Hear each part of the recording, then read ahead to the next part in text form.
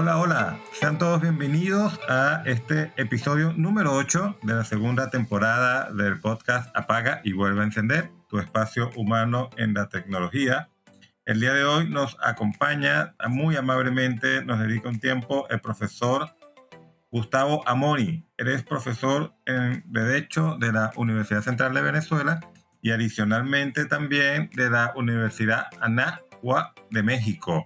Gustavo, muchas gracias, un gusto tenerte con nosotros desde Caracas. Nos acompaña Gustavo.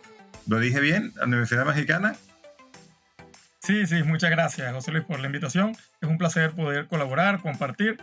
Todos los espacios para la difusión son bienvenidos, los celebro y no pierdo la oportunidad de compartir las ideas, las opiniones para seguir construyendo entre todos este tema que vamos a abordar hoy, que amablemente me invitas, que está vinculado con un área del conocimiento que poco a poco ha ido ganando más espacios en el ámbito jurídico, como es el derecho informático. Aquí en Venezuela tal vez tenemos una deuda en nuestras universidades, al menos no se ha implementado en la totalidad, aunque puede haber experiencias, de la incorporación de esta materia en nuestros programas de estudio. Por ejemplo, yo no lo estudié y seguro que tú tampoco lo estudiaste.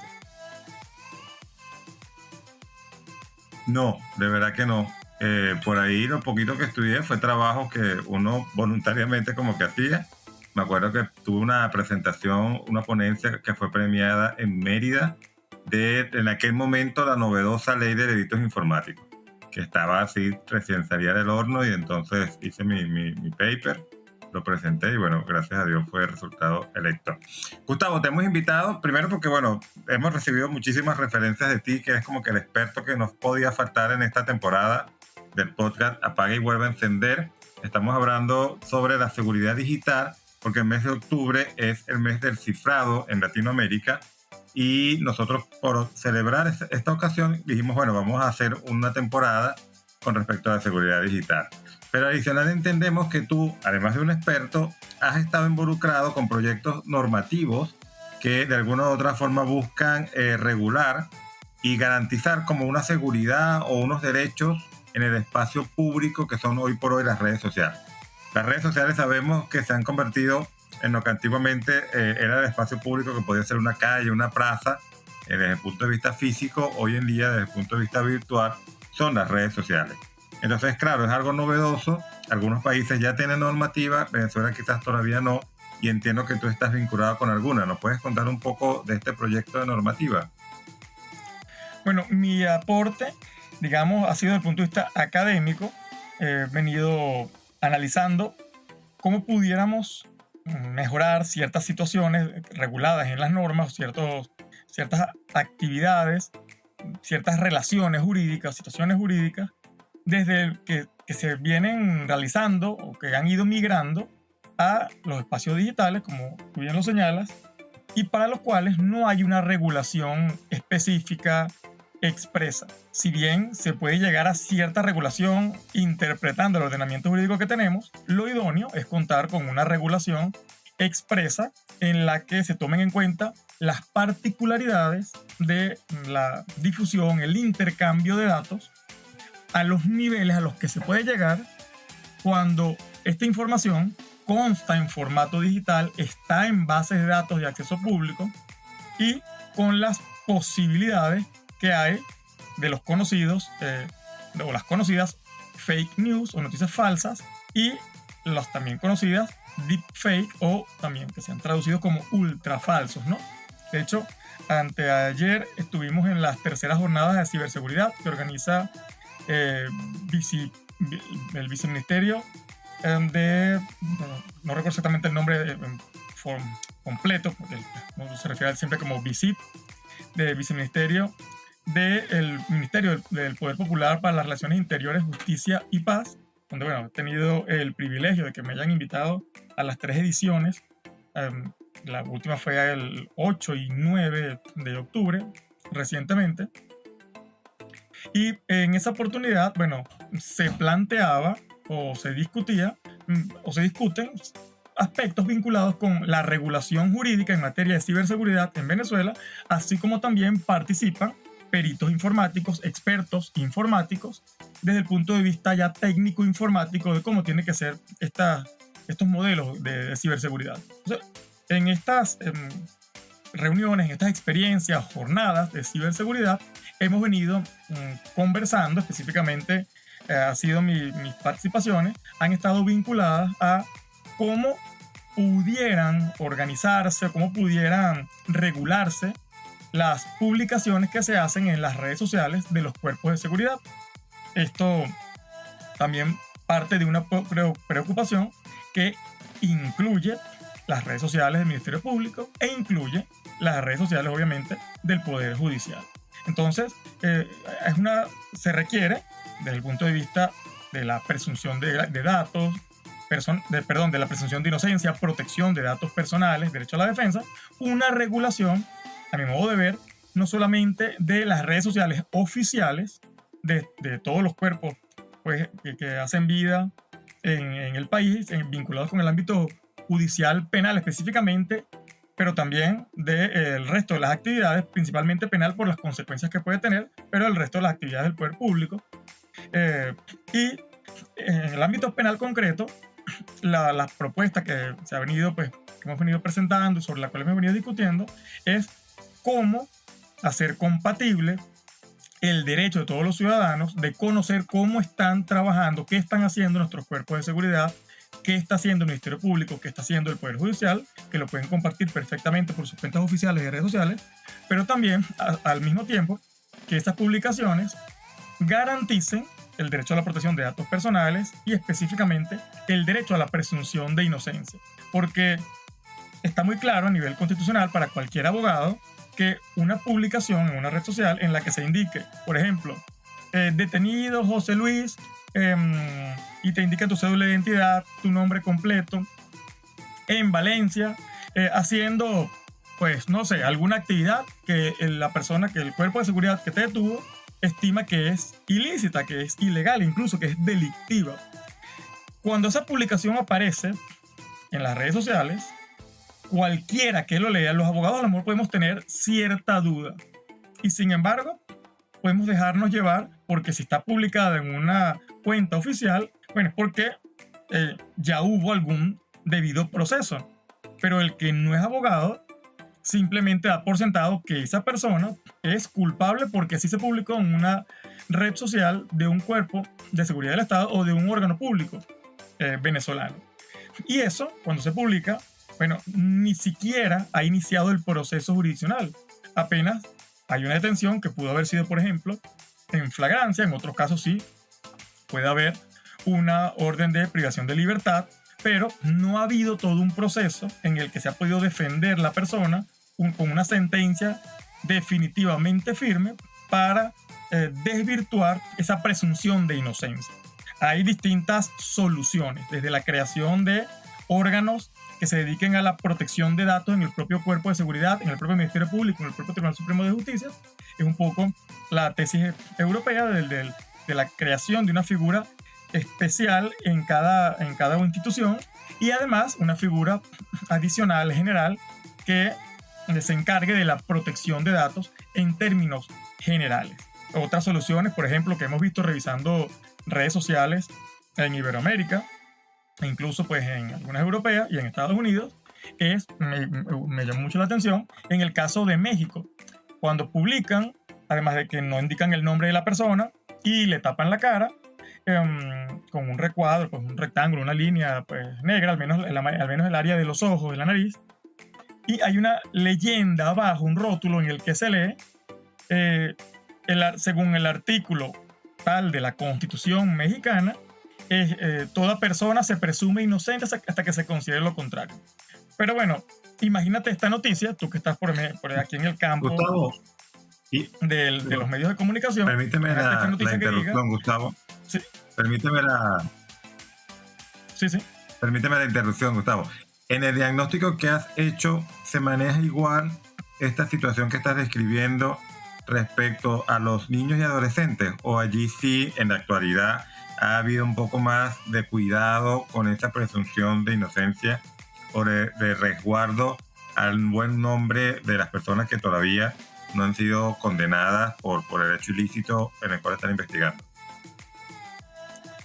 Bueno, en la revisión que hice de redes sociales no recuerdo en ningún caso que se haya presentado niños, o bueno, obviamente porque no pueden ser imputados, no son inimputables, ni adolescentes que tengan responsabilidad penal. No recuerdo ningún caso en el que se haya publicado, así que pudiera decir que hay un respeto por la ley orgánica, por la protección de niños, niñas y adolescentes, por la materia vinculada con la protección de niños y de adolescentes, y no recuerdo una decisión en la que se haya publicado esos datos. Estamos hablando de el ámbito de redes sociales, ¿no?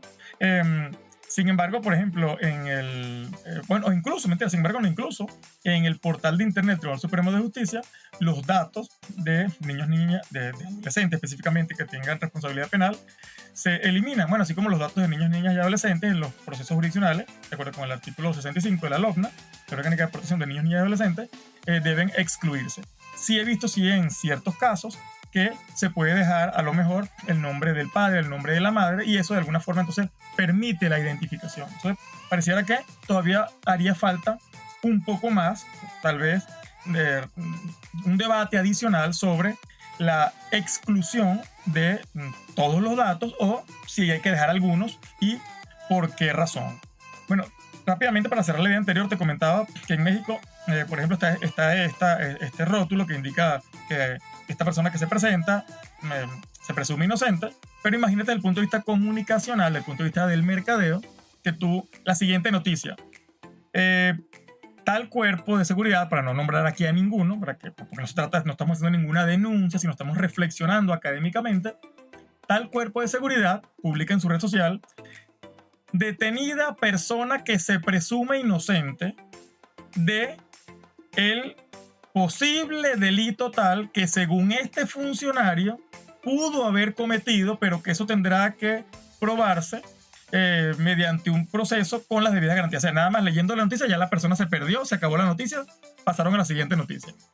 Que, digamos, a lo mejor desde el punto de vista pues, del mercadeo, de la promoción, es mucho más sencillo decir detenida tal persona robando y se muestra a la persona. Sin embargo, bueno, eso pudiera ser, o eso pudiera generar una vulneración del derecho a la presunción de inocencia, del derecho a la defensa, porque se está indicando de una vez en una red social oficial que una persona es culpable de un delito sin que haya pasado por un proceso jurisdiccional. Entonces, la propuesta viene en este sentido.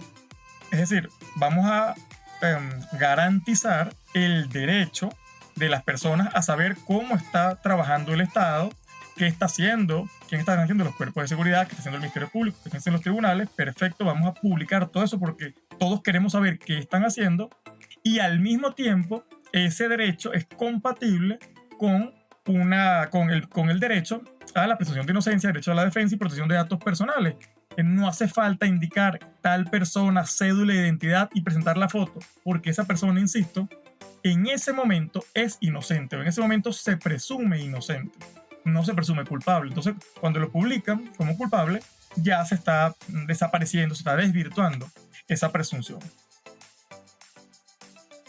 ¿Y has podido documentar, Gustavo, en algún momento en esta investigación que has venido realizando desde el punto de vista académico, no como denuncia, pero como documentación, el caso de un individuo, una persona específica que haya sido presentada, que haya sido sujeta de esta situación y que sin embargo después en el proceso judicial resultara inocente? Sí, bueno, justamente este tema me surgió por un caso que tuve que atender. El caso es el siguiente. Una señora me llama diciéndome que, bueno, específicamente un familiar, esta persona había sido detenida. Cuando empezamos a averiguar qué fue lo que pasó, fue lo siguiente: ella contrató a un abogado, bueno, realmente era un amigo, que le estaba tramitando el proceso jurisdiccional de custodia de una adolescente que iba a quedar a su cuidado porque su madre había fallecido y el padre no podía hacerse cargo de ella. Al parecer, este abogado no realizó el proceso que correspondía, sino que, al parecer, hubo alguna participación vinculada con la manipulación, con la falsificación de estos documentos. Entonces la persona, bueno, quedó detenida, digamos, por 48 horas mientras que fue presentada al Tribunal de Control cuando salió en libertad. Pero en ese momento que fue detenida, se publicó su foto en una red social conocida de un cuerpo de seguridad del Estado venezolano, indicando desarticulada banda que palabras más, palabras menos, fue hace ya 3 años, en el 2023, no recuerdo exactamente la redacción, pero algo así como desarticulada banda que se dedicaba a extraer niños del país, ¿no? O adolescentes, niños y adolescentes del país. De hecho, recuerdo, esta persona, bueno, primera que estaba siendo detenida, en la foto de la reseña, que fue la que publicaron, aparece con una pequeña sonrisa, pues con un gesto como de sonrisa. Y recuerdo un comentario de alguien que decía, esto es muy folclórico lo que voy a decir, pero lo voy a decir tal cual como fue, miren a la vieja cómo se ríe, seguro que es la cabecilla de la banda. Entonces, fíjense todo lo que puede generar una publicación cuando no se ha garantizado el debido proceso. Entonces, a partir de allí, comencé a investigar en ese cuerpo de seguridad cómo es el procedimiento para la publicación de información en las redes sociales y cuáles son los niveles de jerarquía hasta llegar a la máxima autoridad. Una vez que revisé eso, bueno, hice mi propuesta y la presenté. No quiero decir cuál se trata el cuerpo de seguridad porque bueno, no es el objeto de la entrevista. He venido trabajando, impulsando. No es pertinente para el día de hoy. Digamos, cada vez que se me da la oportunidad, lo vuelvo a presentar y lo vuelvo a presentar porque tengo, digamos, la expectativa de que en algún momento se vaya a implementar, ya sea esa solución que yo estoy planteando o cualquier otra. Porque en todo caso, yo no es que esté inventando nada. Lo que estoy revisando es cómo se hace cómo se ha hecho en el ámbito del derecho comparado y en mi experiencia personal con este caso, qué fue lo que yo viví y cómo me hubiera gustado que se solucionara al tiempo que tenemos que hacer compatible el derecho que tenemos nosotros de saber cómo están trabajando los órganos del Estado y el derecho que tenemos también a que se nos mantenga nuestra presunción de inocencia. Esto quedándonos, por ejemplo, en el ámbito penal, pero eso es trasladable a distintas materias. De hecho, el día 13 de octubre tenemos en la Escuela Nacional de la Magistratura la cuarta clase del diplomado en Derecho Procesal Telemático, en el que tengo también el honor de participar, específicamente con el módulo 2, que hemos denominado Actos Procesales Telemáticos. Y en una entrevista que le hice, digamos, por WhatsApp, pues me envié la pregunta. Tengo aquí la nota de voz para compartirla mañana, pero bueno, te la adelanto a ti. A uno de los autores, específicamente al doctor David Atienza de España. El doctor David es uno de los coautores de un libro que tuve el privilegio de coordinar y publicamos el año pasado con la Universidad Central de Venezuela. Está disponible para todos gratuitamente en internet. De hecho, en mi perfil de mi cuenta de Instagram, @GustavoAmoni, está allí, pueden acceder a él. Es digital, se llama Justicia Digital en Iberoamérica a partir del COVID-19, donde abogados, jueces, en definitiva, personas vinculadas con el derecho, interesadas en el derecho procesal, analizamos cómo está la situación o qué ocurrió en los poderes judiciales a partir del COVID-19 en lo que tiene que ver con el uso de las tecnologías de información y comunicación. Entonces, bueno, él me contaba que en España, de acuerdo con el derecho a la protección de datos, el acceso al expediente y sobre todo luego de su digitalización quedó restringido solamente a las partes y a sus apoderados judiciales. No como aquí en Venezuela, que por ejemplo los expedientes son públicos y cualquier persona puede acceder, salvo algunas particularidades en algunas materias. Pero prácticamente todas las materias, los expedientes son públicos. Bueno, ya en España ya son privados, de acuerdo con lo que me comentaba, y de acuerdo con el derecho a la protección de datos. O sea, no es que cualquier persona puede ir a revisar cualquier expediente. Todo esto, pues tenemos que tenerlo en cuenta, porque si existe, por ejemplo, en Venezuela, aunque no tenemos una ley especial de protección de datos, tenemos una sentencia vinculante de la Sala Constitucional en la que se asumen criterios, establecen criterios para la protección de datos, en los que se crea incluso este órgano administrativo de protección de datos. Pero es una sentencia que poco se aplica, que es poco conocida, y bueno, es parte del trabajo que venimos haciendo, ayudar a su difusión y a su conocimiento.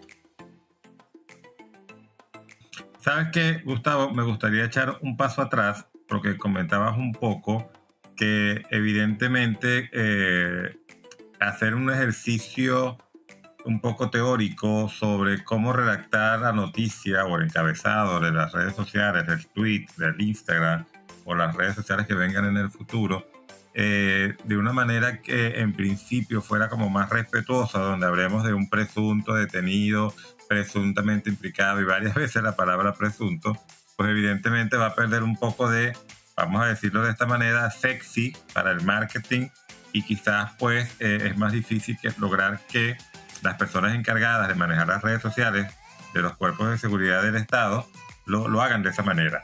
Cuando tú comentabas eso, me vino a la mente una conversación que tuvimos hace poco en unas jornadas a las que pude asistir, que hablaban sobre cómo los medios, hablando ya de periodistas un poco, o en el entorno periodístico, como los medios de comunicación deben dar las noticias de suicidio. Tú sabes que el tema de suicidio es un tema delicado y que además aparentemente en Venezuela es una cifra que está de manera oculta creciendo. Digo oculta porque como que no se habla mucho, precisamente porque no es un tema que normalmente se trate en las conversaciones públicas, digamos, inclusive dentro de los hogares.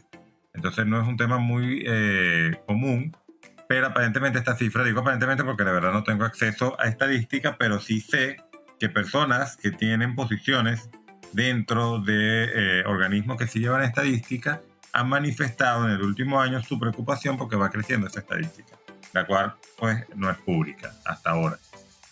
Entonces, bueno, yendo al punto, ellos le comentaban cómo se debe dar la noticia de un suicidio. Entonces, mira, no puedes decir exactamente cómo la persona que lo hizo en el hecho noticioso, cuando lo reportas, no puedes dar detalles logísticos.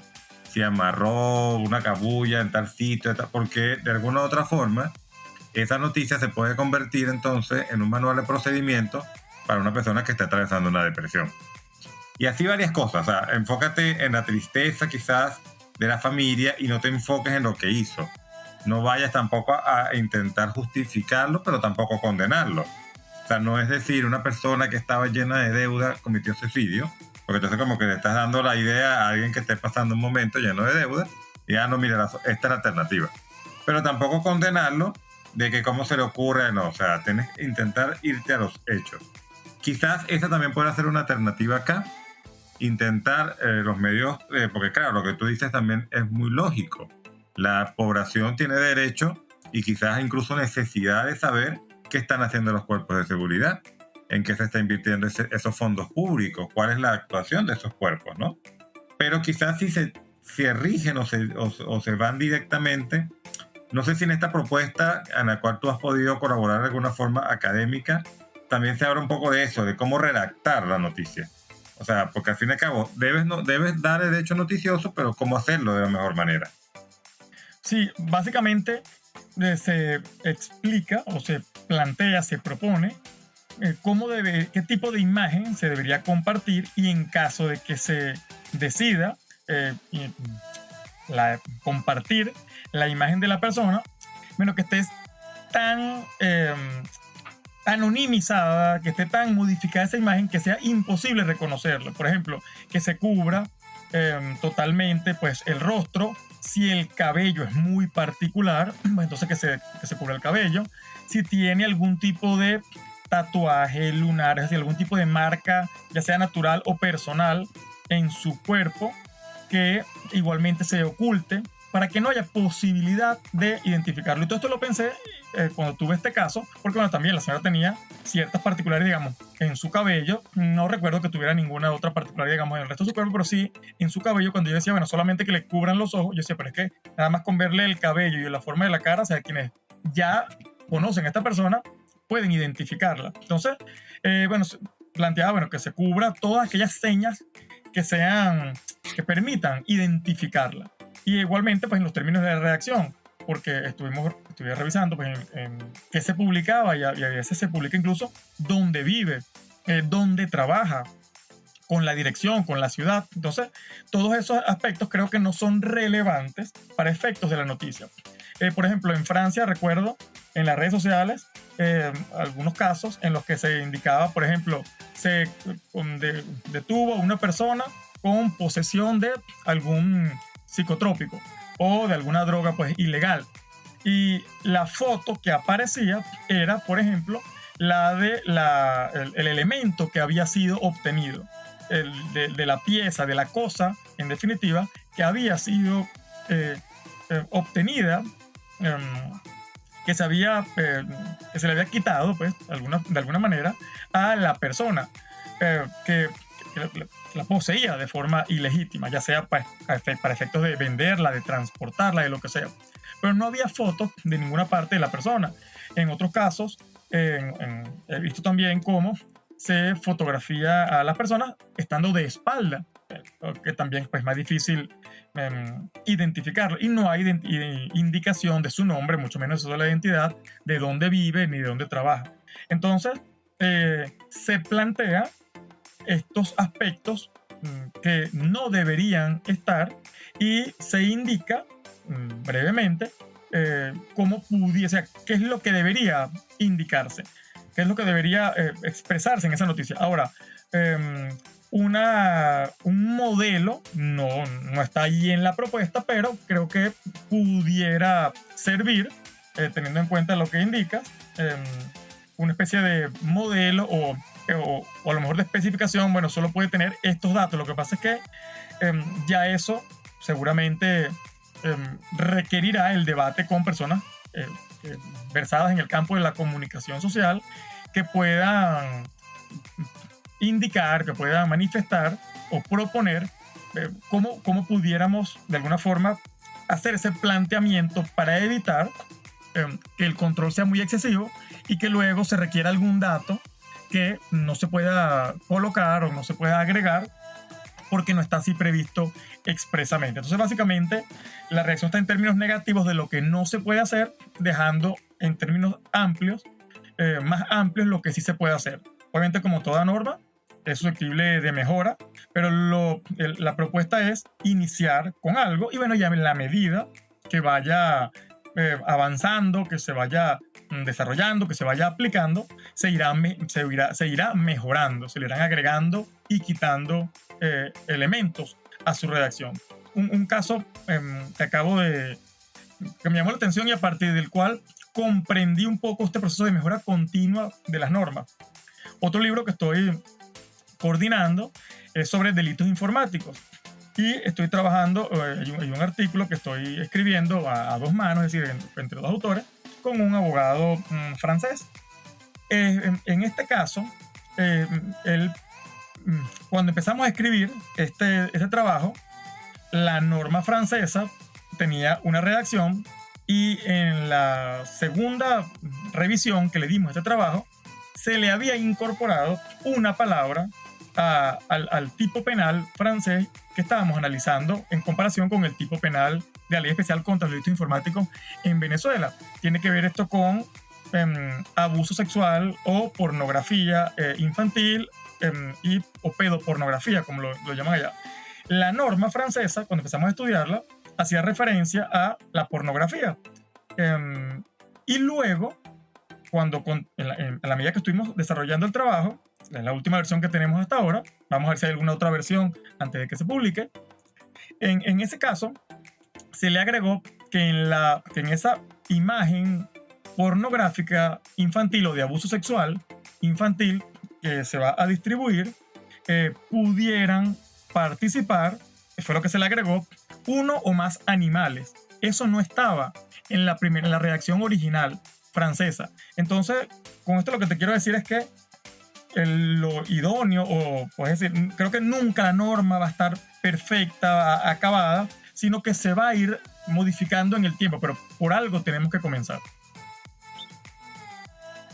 Claro, y que tiene un valor, yo soy siempre de la opinión que adicionalmente estos temas deben ser conversados, deben ser discutidos, deben estar en la palestra pública. Entonces ya el hecho mismo de que mientras el tiempo de elaboración de la ley, digamos, el tiempo formal en que esto se presenta ante el órgano legislativo, tenga todo su proceso, sus discusiones, etcétera, pero el hecho de que esté allí expuesto de alguna forma va a hacer que, bueno, en primer lugar quizás los funcionarios de los cuerpos de seguridad involucrados vean, ¿verdad? Mira, vamos a tener esta conversación, de verdad quizás hemos hecho esto porque no estábamos preparados, es algo novedoso, todavía quizás un poco esto de las redes sociales, lo fuimos haciendo como que sobre la marcha, y entonces ya quizás va entrando en la cabeza de los funcionarios, en la mente, en su actuar, sin necesidad que la ley llegue, que por supuesto que hace falta, ¿no? Pero ya el mismo hecho de que esté expuesta, de que es una propuesta, de que se esté discutiendo, yo creo que tiene un valor. Y por eso es que de verdad celebro esta campaña que estás haciendo o esta labor que has venido haciendo con esta propuesta, que la has presentado o has colaborado para que se presente más de una vez y que, bueno, todavía no llega a ser una legislación formal como tal o una política pública que pudiera ser otra forma también de dar respuesta a esta necesidad que estás detectando. Pero en sí mismo, en todos los espacios donde has llevado la conversación, en todos estos escenarios académicos o con funcionarios del Estado, pues igual tiene ese valor para que la gente vaya pensando. Y bueno, yendo un poco más al tema, y ya como para ir cerrando, porque no queremos abusar de tu tiempo, sí pienso que es importante dónde se pone el foco. Me gusta mucho el ejemplo que comentabas de la foto, porque si la noticia, porque bueno, también toda una imagen vale más que 1000 palabras, y hoy por hoy las redes sociales son cada vez más visuales, o sea, cada vez una noticia tiene una foto, que esa foto busca de alguna forma atrapar la atención de quien está leyendo esa noticia. Entonces, si esta foto me la pone la persona, como tú dices, y casualmente, mira, pasó algo, o la misma, lo que llaman risa nerviosa, ese individuo que está en una situación que quizás nunca había vivido antes, estar presentado por los cuerpos de seguridad de un país frente a unos medios de comunicación, etcétera, se ríe. Entonces, el que está del otro lado percibe esa risa como maldad, que malévolo, etcétera.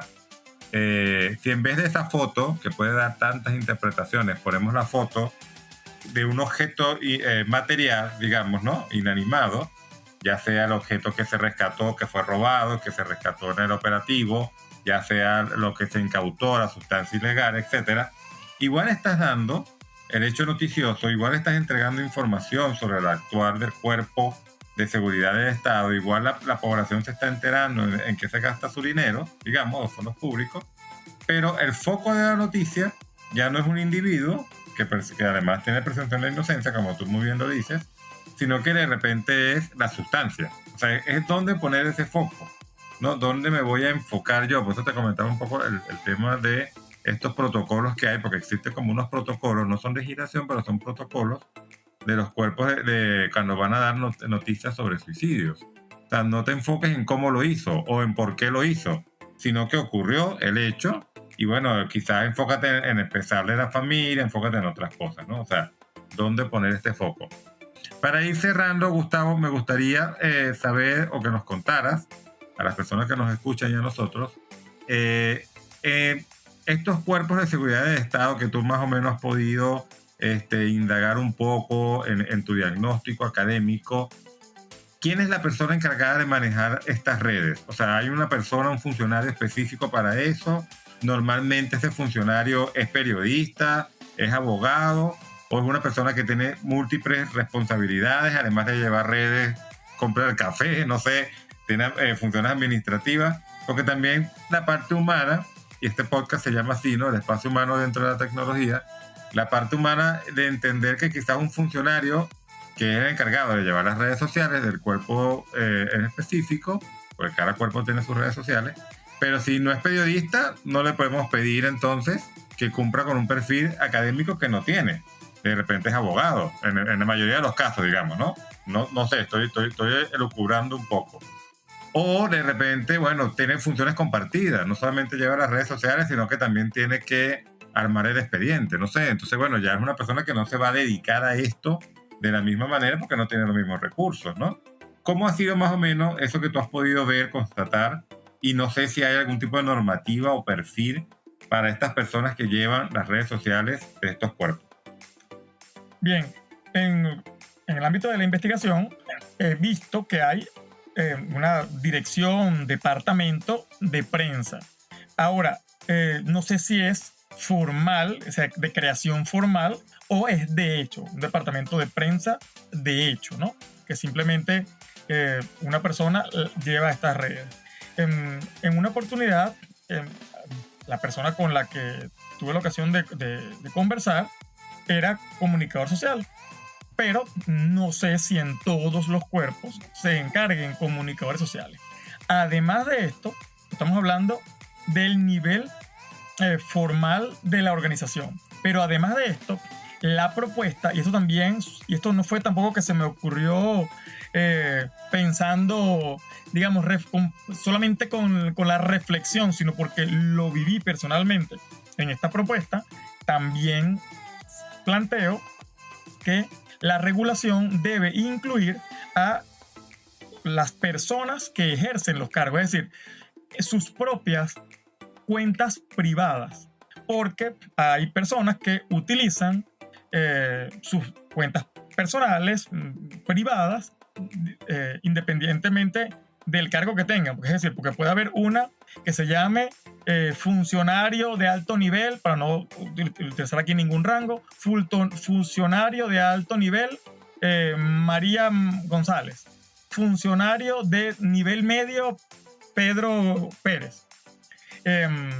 Puede ser que le pongan esa denominación o que sin indicarlo, es decir, si no simplemente le llame pues, cuenta 123 o cuenta ABC, se identifique, bueno, en mi condición en la descripción, el perfil, funcionario de alto nivel de tal lugar. Entonces, comienzan a emitir esa misma o datos sobre los resultados de algunas de estas detenciones, por ejemplo, en sus cuentas personales. Entonces, vemos que la propuesta es que la regulación alcance estas cuentas personales. Entonces, luego aquí viene otro aspecto, el tema de la libertad de expresión, porque está bien, se puede entender muy fácilmente que se limite el uso de la red social oficial, pero puede generar controversia.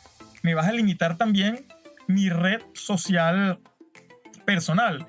El problema aquí es que cuando una persona está ejerciendo un cargo, aunque tenga una red social a su propio nombre, es la misma persona natural que está ejerciendo el cargo. Entonces, cuando emite algún tipo de información, de opinión, esa opinión en el ámbito público se pudiera entender como una verdad, no como una opinión, no como yo creo, yo opino, mi posición es esta. No, sino que si lo dice esta persona que es funcionario de alto nivel 1 en su cuenta personal, es porque así es. Entonces, creo que también se haría poco si únicamente la regulación atañe a las redes sociales oficiales y se deja total libertad en las redes privadas de las personas naturales que ocupan los cargos. Entonces, esta propuesta incluye también este aspecto. Esto también, bueno, digo porque en este caso concreto lo viví, en este cuerpo de seguridad no solamente oficialmente se publicaba, sino también los funcionarios vinculados con este caso también publicaban, específicamente de alto nivel, publicaban en sus redes personales lo que ellos consideraban, pues, respecto de la culpabilidad o no de una determinada persona. Igualmente, esta materia, vinculado con esta materia, específicamente gobierno electrónico y gobierno abierto, la imparto en la Universidad Anáhuac Online en México desde el año 2019, y revisando un poco las sentencias de la Corte Suprema de Justicia federal, es decir, de alcance federal en México, se planteaba también como el uso de una red social privada, personal. Cuando digo privada quiero decir personal, de la persona natural que ejerce el cargo y no del cargo, para emitir información de interés público, de alguna forma implica una regulación o que esa red social personal va a estar sometida a las mismas regulaciones que la cuenta oficial de la institución en la que la persona natural ejerce determinado cargo. Entonces, básicamente aquí, con esto lo que quiero decir es que he estado buscando ideas, analizando, observando los problemas que se pueden presentar, y en ese sentido se han ido elaborando las propuestas. Que en todos los cuerpos de seguridad o que en todas las instituciones públicas haya un departamento de prensa que dirija y esté conformado solamente por comunicadores sociales, no lo sé. Entiendo que sería lo idóneo, pero no lo sé.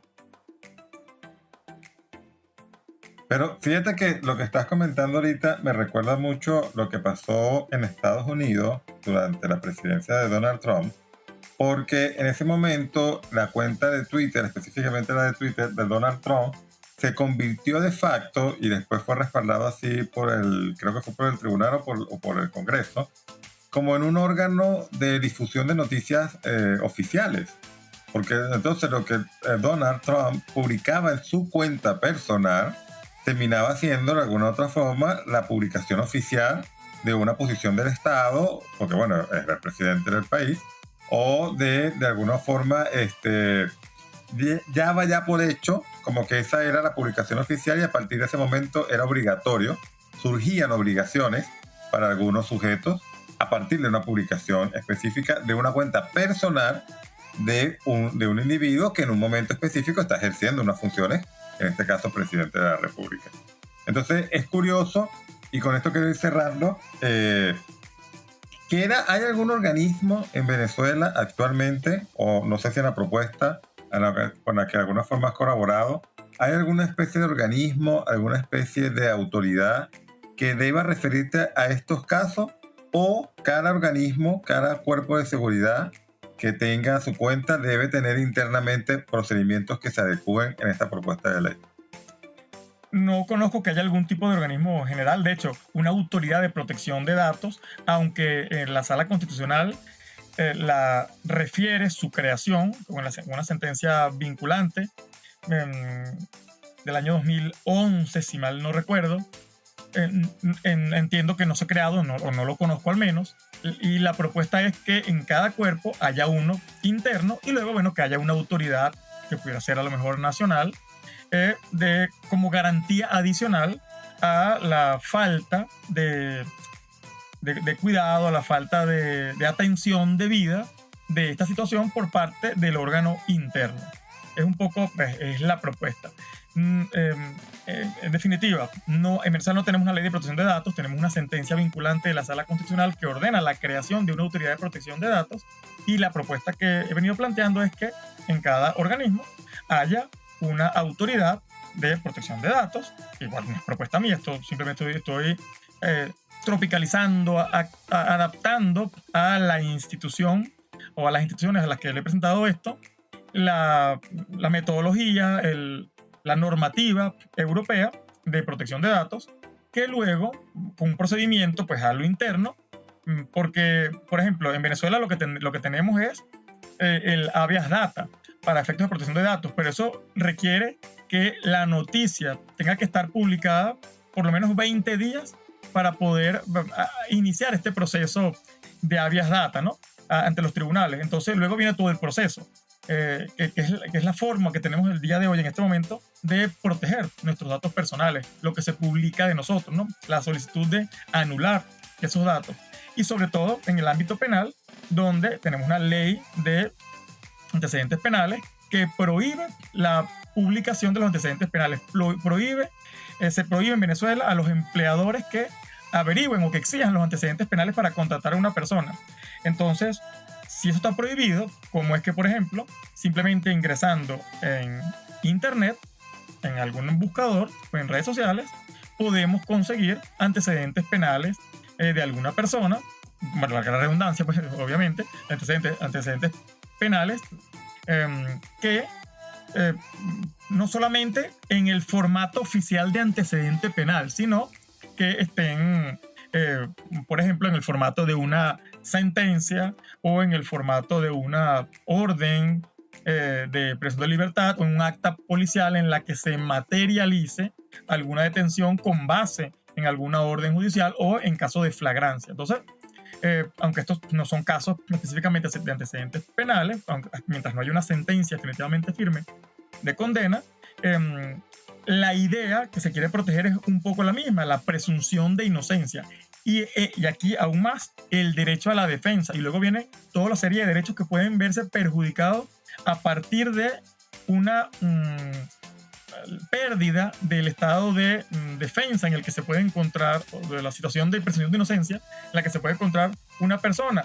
Imagínense, por ejemplo, quienes tenemos hijos, que aparezca una noticia de alguna persona, imagínense el papá, la mamá de alguno de nuestros compañeros, de los compañeros de estudio de nuestros hijos, sobre todo si son pequeños, que aparezcan las noticias que tiene algún tipo de vinculación con uno de estos casos. No está comprobado, a lo mejor estás inocente, pero así aparece en un cuerpo de seguridad. Imagínense la vida de ahora en adelante de este niño. Imagínense la vida, por ejemplo, de el cumpleaños de ese niño. ¿Cómo dejas tú como padre ir a tu hijo al cumpleaños en esa casa o en ese lugar en el que se vaya a hacer a partir de esa noticia? Luego imagínense también la vida laboral de la persona, la vida social de esta persona. Es decir, esto es tan delicado que no puede ser tomado a la ligera. Así como también está la otra posición.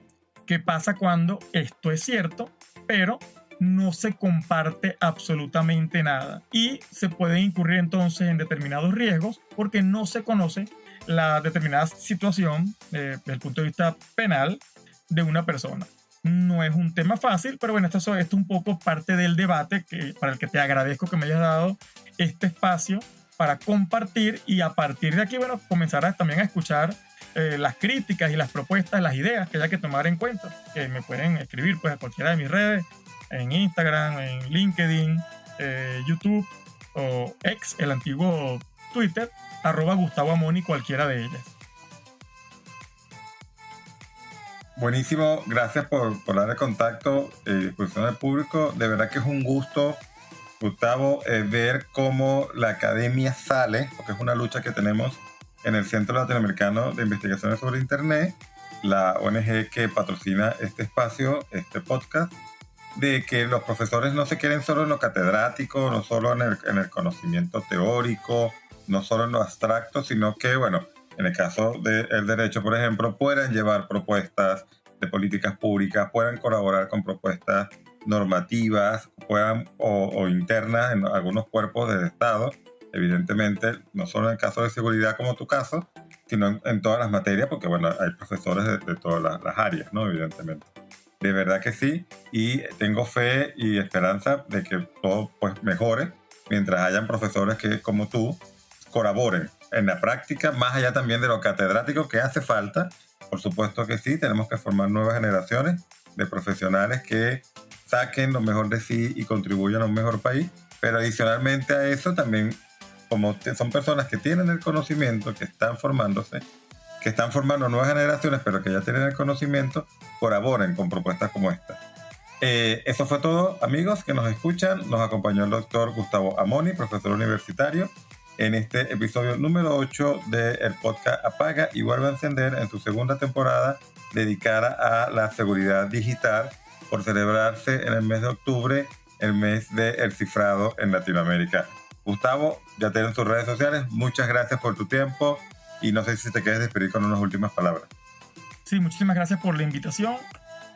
De nuevo, la idea es que todos analicemos qué estamos haciendo, qué podemos hacer, cómo podemos mejorar, porque en esa medida, a medida que reflexionemos, generemos ideas y las presentemos, bueno, vamos a ir aumentando las posibilidades de mejorar, de optimizar cada uno de nuestros procesos, en todas las instituciones y también, ¿por qué no?, en el ámbito personal. La idea o la invitación es a analizar lo que estamos haciendo, cómo lo estamos haciendo, plantearnos cómo mejorarlo y plantear a otros cómo mejorar igual lo que están haciendo. Muchísimas gracias. Bueno, muchísimas gracias, amigos. Nos seguimos escuchando. Por último, los invitamos a seguirnos en nuestras redes sociales. Apaga y vuelve a encender en todas las redes sociales, y así también nos consigan en cualquier plataforma de podcast. Y a nuestros patrocinantes, el Centro Latinoamericano de Investigaciones sobre Internet, lo consiguen como @CRIS-Internet, CLIS Internet, o en su página web crisi.org. Muchas gracias y nos seguimos escuchando.